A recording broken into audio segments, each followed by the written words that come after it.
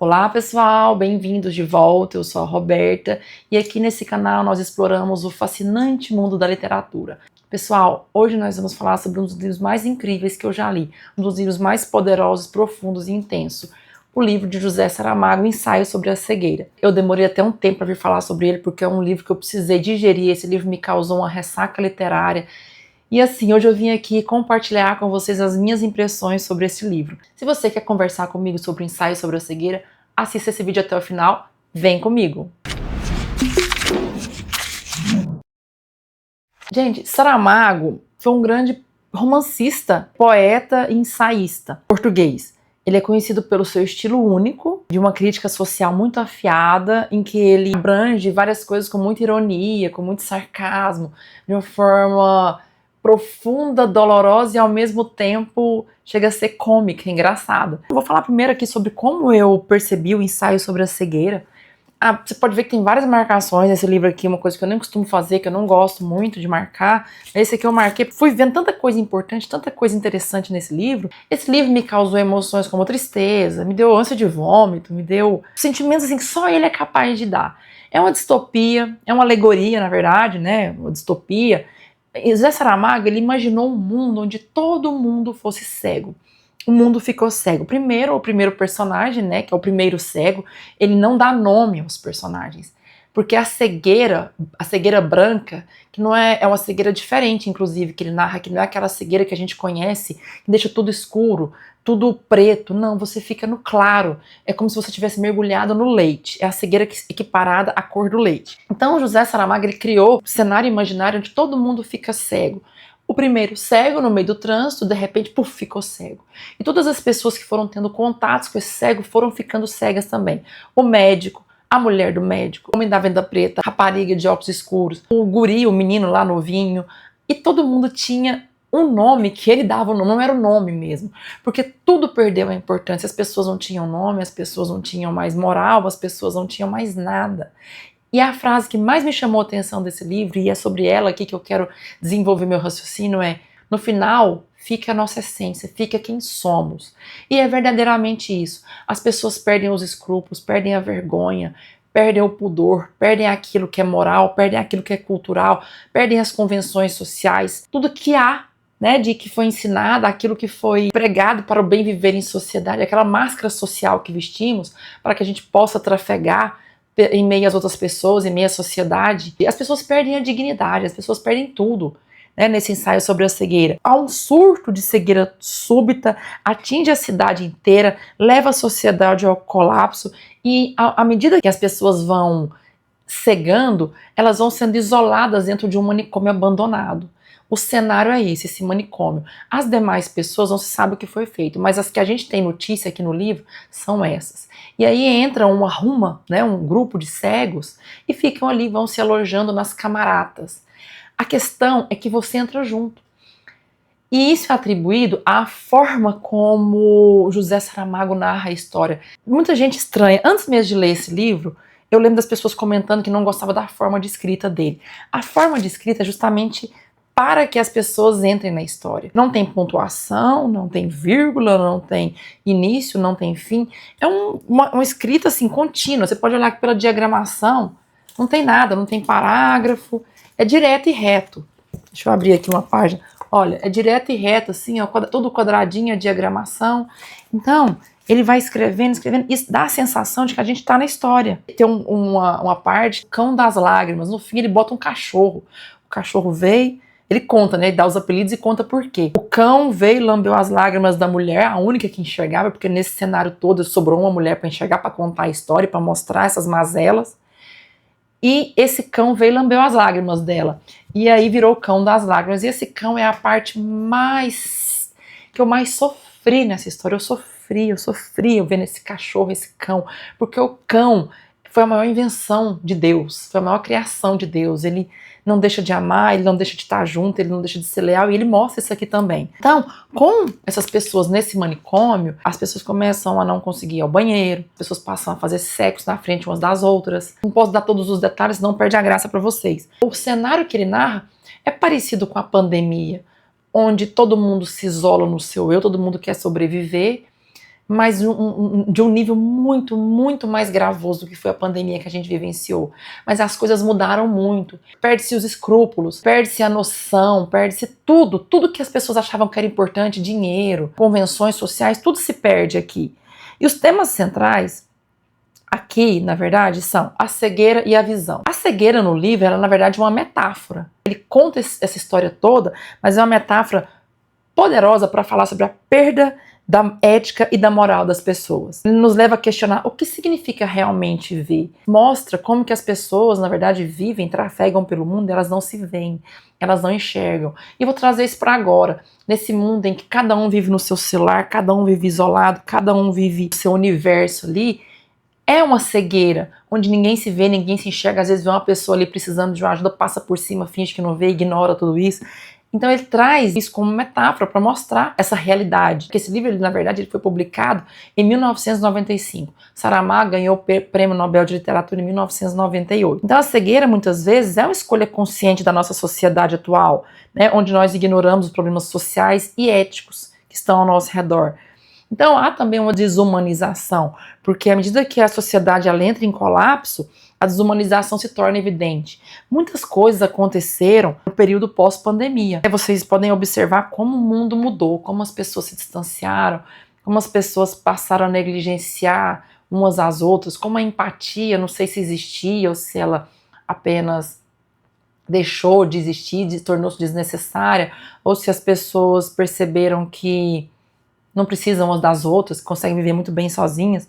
Então as interações humanas num ambiente como esse aqui, num clima como esse aqui de cegueira, as interações humanas elas acabam se tornando brutais, e os valores como a empatia, a solidariedade, eles vão sendo esquecidos. E essa desumanização ela é um alerta sobre como em tempos de crise nós acabamos revelando a nossa essência ou talvez perdendo a nossa essência.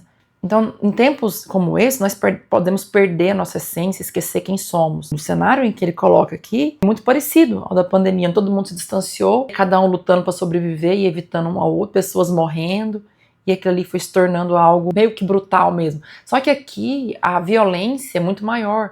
Ele até narra um momento aqui, a briga de cegos. E você já imaginou uma briga de cegos? Como é feio uma briga de cegos? E ele fala isso com um sarcasmo. E você tá ali imaginando a briga de cegos, mas a forma como ele conta, ela é hilária, ela é irônica, com sarcasmo, com um estilo só que o Saramago consegue, né, fazer. O poder e autoritarismo também é outra questão central da obra, onde o papel das autoridades, o governo, em vez de ajudar e tentar controlar a situação, ele acaba mostrando como o poder ele é corrupto e ele é falho, porque as pessoas, para se alimentarem ali, elas precisavam da intervenção do governo, elas precisavam que deixassem comida lá.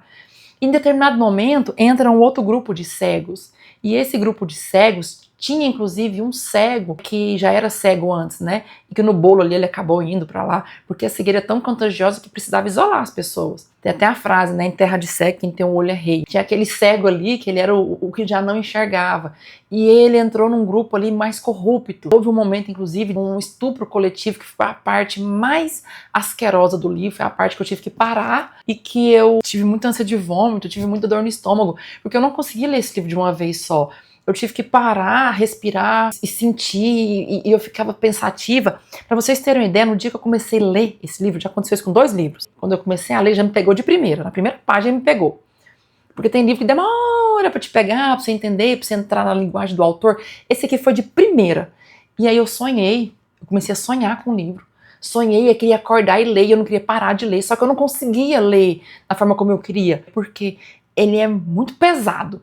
Mas ele é um pesado, tem que ter estômago, tá? Ele é pesado, mas ele precisa ser lido para que a gente possa entender, compreender e acessar esferas da alma humana que só uma linguagem dessa, só uma leitura como essa aqui pode nos trazer. Por exemplo, eu li ele o tempo todo e comparando com Machado de Assis. Gente, esse cara é tão bom quanto Machado de Assis, que Machado de Assis para mim é o grande autor. É o autor. Esse Saramago, ele aproxima muito em algum nível, dentro da minha percepção, em algum nível ele se aproxima de Machado de Assis. Só que o Machado de Assis, ele usa mais do eufemismo, ele é mais suave. Esse aqui não. Ele empurra a goela abaixo. E ele fala, e você tem, quando você vê, você engoliu. E você tem vários espasmos e vários rompantes assim de emoção nesse livro o tempo inteiro, você não descansa. É falando e E José Saramago, sabe quando você tá se afogando e quando você pensa assim, você saiu pra pegar fôlego, pegar ar, de repente vem uma onda e te afoga de novo? Eu tive essa sensação. Então, o poder público também mostra como as autoridades elas lidam com essa situação aqui, como se importa com as pessoas que não estão nem aí, jogam de qualquer jeito lá numa situação de crise como essa. Essa coisa das frases longas, intercaladas, onde não há pontuação, né? Coloca você dentro dessa história, você se sente lá e você caminha junto com os cegos, e você passa fome junto com os cegos. E aí tem uma fluidez, a forma como ele escreve, imita ali o fluxo de pensamento e as emoções dos personagens, né? A falta de diálogos, não tem pontuação, e aí você entra na conversa como se você estivesse presente. Outra questão, essa questão do simbolismo, que ele usa muito na obra, o simbolismo multifacetado, que a cegueira é um símbolo multifacetado, onde você pode dar uma interpretação de várias formas. A cegueira ela não é só a perda da visão física, mas é a incapacidade de ver essa realidade, a incapacidade de olhar as questões sociais e morais ao nosso redor. É porque o que fica ali, na tentativa de sobreviver, é a essência das pessoas. Quem é mal, mostra essa essência do mal mesmo. Quem é bom, se mostra bom. A mulher do médico, né, que é a única pessoa que enxerga naquele contexto, essa mulher vê as pessoas obrando ali no meio do corredor, pisando nas próprias fezes, urinando e fazendo sexo. Ela vê tantas atrocidades, ela tenta salvar, tenta ajudar e ela não consegue. Eu fico impressionada assim como ela se posiciona, como ela é solidária, como é difícil pra ela. Eu ficava pensando, gente, por que essa mulher não fala que ela enxerga? Porque imagina que é tanto cego, desesperado, e essa mulher assumir que ela enxergava, né? Então ela fez o que ela pôde, dentro do que ela pôde. Então, através desse uso de alegorias, através desses símbolos, o Saramago ele convida o leitor para mergulhar para além da superfície. Não é só a cegueira, não é só um povo que ficou cego, é muito mais do que isso. E além de ter todas aquelas questões ali nojentas, tudo que o ser humano se mostra, a podridão humana. Gente, muitas pessoas às vezes falam assim, ai não, a humanidade é boa, ai não, eu não acho. Quando as pessoas se negam a ver aquilo que ele escancara, aquilo que ele descortina aqui. Saramago ele te convida, fala, vamos ver o ser humano de verdade? Nós temos luz e sombra, e só há sombra porque há luz. Não existe sombra, né, onde não há luz. Existe escuridão, mas a sombra ela precisa da luz. Então nós somos luz e sombra. Mas ele mostra aquilo que ninguém quer ver. Aquela positividade tóxica, aquele olhar tóxico de eu não acho que seja assim. Gente, nós temos sombra. E aqui ele mostra a sombra. Né, que através dessa alegoria, desse simbolismo. Tem algumas frases que ele fala, eu até anotei. A cegueira é branca. Essa cegueira branca, ela sugere uma ausência total de visão. Não apenas física, né, mas também moral e ética. A escolha da cor branca, ela implica em uma falta de discernimento e clareza, refletindo a desumanização e a uniformidade das experiências humanas na crise.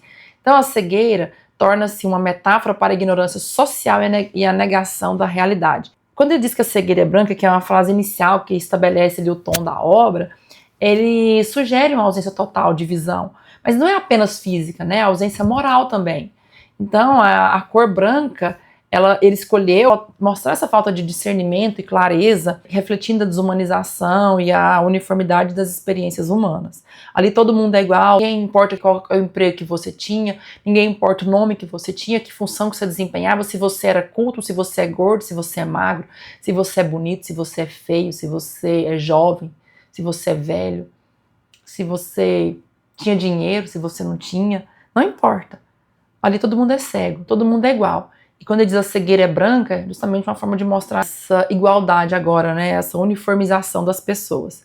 Aí ele diz também assim, quem está cego não vê. Essa frase é uma forma de convidar, de provocar uma reflexão sobre a responsabilidade individual em relação ao que se passa na sociedade. É um lembrete simples, porém profundo sobre a condição humana, né? Convidando as pessoas que não estão dispostas a reconhecer as injustiças, de dizer assim, ai, não tem racismo, não existe homofobia, não existe misoginia, não existe preconceito. Ai não, isso é coisa da cabeça das pessoas.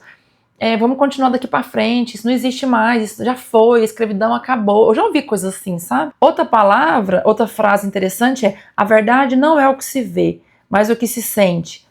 Então ele trata também falar que a percepção não é só visual, ela também é intuitiva, ela também é emocional.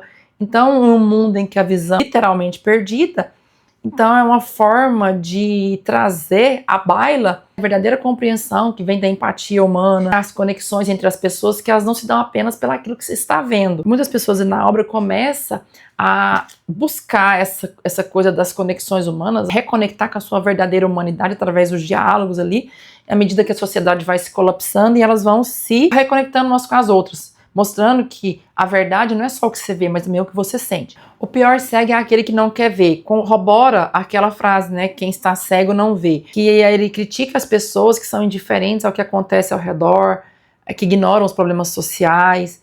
Então esse tema se relaciona mais com a responsabilidade social, de olhar as diferenças, de olhar o outro. Ele convida o leitor, através dessa coisa de igualar todo mundo cego, todo mundo pobre, todo mundo...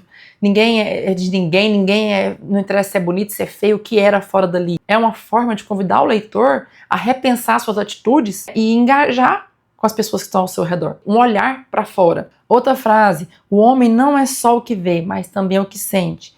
Também a complexidade da experiência humana, que fala justamente sobre isso, né? Que é o homem vai para além daquilo que ele vê, porque as conexões humanas, elas ultrapassam o que se vê, ultrapassam a visão. Então ali em vários diálogos as pessoas elas conseguem se humanizar, se reconectar com a sua humanidade, porque ali no fundo um precisa do outro, ao mesmo tempo é um lutando pela sobrevivência, mas um precisando do outro. As emoções também exercem um papel crucial dentro da identidade e da moralidade das pessoas. Se todos ficassem cegos, quem veria? É uma outra frase que chama a atenção. Essa pergunta é uma pergunta retórica que ela provoca uma reflexão sobre a interdependência que há na sociedade. Então, em um mundo em que todos estão cegos, a capacidade de ver e compreender, ela torna-se um bem precioso. A ideia de que a visão é um privilégio que pode ser perdido também, mostra a fragilidade das normas sociais e de civilização. Porque ali naquele contexto, como eu falei, perderam a visão, perderam a dignidade, perderam a moral, perderam a civilidade, perderam os valores, os costumes, essas coisas passaram a não ser importantes mais. Outra frase também é a liberdade é uma questão de escolha. Essa citação, né, que eu selecionei, que eu escolhi para falar para vocês, ela aborda a questão da escolha individual em um contexto de crise. E a liberdade, ela não é só uma ausência de restrições, mas a capacidade de tomar decisões conscientes de como viver a vida. Então a obra, ela explora que mesmo em meio ao caos, os indivíduos têm a capacidade de escolher a resposta que elas darão às situações, sobre o que realmente é ser livre. Então, dentro do momento de crise, de caos, restrições, não é a única configuração da falta de liberdade. Então, como que você agiria em momentos de crise, em momentos de caos? Qual seria a sua resposta à situação? Então, essa pergunta mostra assim, a liberdade de escolher como você realmente agiria dentro de uma situação como essa. Os efeitos da desumanização que ele traz pra gente é a perda da empatia, o aumento da violência, mostrou o aumento da violência, né, diante dessa cegueira, dessa indiferença, onde cada um só pensa em si. É a polarização social, o momento de corrupção lá, onde entra o segundo grupo, defendem outra forma de agir, é diferente daquela do primeiro grupo que entrou lá e que se organizou. A desumanização pode ser um fator que perpetua desigualdades sociais e econômicas, né? Ali a gente viu isso quando, em um determinado momento, há uma manifestação de corrupção do segundo grupo que entrou lá no manicômio, e esse grupo se colocou acima, né, do primeiro grupo. Acaba que traz discriminação, negação, discriminação e dificulta o acesso aos recursos básicos, como foi ali da comida. A desintegração das relações comunitárias, o impacto na saúde mental e a desconexão com a natureza do ser humano, que é o lado humano mesmo. Então, refletindo sobre essa obra de Saramago, a parte que me tocou, né, foi quando fala assim, o que sobra somos nós mesmos. Porque ali não tinha nada, nem roupa, nem calçado, misturava calçado. Gente, pensa, todo mundo cego. Misturava roupa, misturava calçado. E aí, o que sobrou? Nós mesmos, nós e nós. Tentando comer, tentando fazer as necessidades básicas, lutando pelo básico, pela vida, pela sobrevivência, porque dignidade não tinha. Nada, não sobrou nada, de valores, não sobrou nada. Mas a forma como o José Saramago conta isso é o que mais me encantou, porque ele conta de uma forma, ele não alisa, ele não passa pano, ele mostra mesmo o pior lado do ser humano aqui. E aí você faz pensar, nossa, o ser humano é nojento. O Saramago, eu comecei a ler outro livro dele também, agora o ensaio sobre a lucidez. E ali o mundo inteiro para de votar, né? O mundo inteiro não, ali numa cidade imaginária, num país imaginário, as pessoas param de votar. Também tem intermitências da morte. Ele imagina como seria o mundo se a morte parasse de trabalhar, parasse de funcionar. As pessoas não morrem mais. Tô com ele ali para ler. E ensaio sobre a lucidez, né, e intermitências da morte. São os 2 livros dele também que eu tô doida pra ler, porque, nossa, o Saramago, ele me encantou demais, ele me deixou assim, gente, eu tive uma ressaca literária com esse livro. O livro é tão bom, tão profundo, tão maravilhoso, que eu fiquei assim, sem conseguir ler mais nada. Então, assim, eu super indico, mega indico Ensaio sobre a Cegueira, pra gente pensar quem é que nós somos. Quem é que nós somos? Qual é a nossa essência? Se tiver num colapso, no caos, quais serão suas escolhas? O que você optaria por fazer? Você ajudaria ou você só iria querer sobreviver? Como é que você se posicionou durante a pandemia? O que você se tornou? Como que o mundo mudou para você? Então, esse é o livro, assim, que me encantou, um dos livros da minha vida. Se você leu o Ensaio sobre a Cegueira ou se você pretende ler, deixa aqui seu comentário. Deixe o seu gostei, deixe o seu like, inscreva-se no canal, ative os sininhos para receber mais conteúdos como esse. Se você tem vontade de ver a resenha de algum livro, comente aqui para mim que eu quero ler esse livro, fazer uma resenha para você. Se você assistiu até aqui esse vídeo, eu te agradeço, porque assim você está ajudando o meu canal a crescer, o nosso canal, que vai levar a literatura para outras pessoas também, que esse é o nosso objetivo. Obrigada por ter assistido até o final e até o próximo vídeo. Tchau, tchau!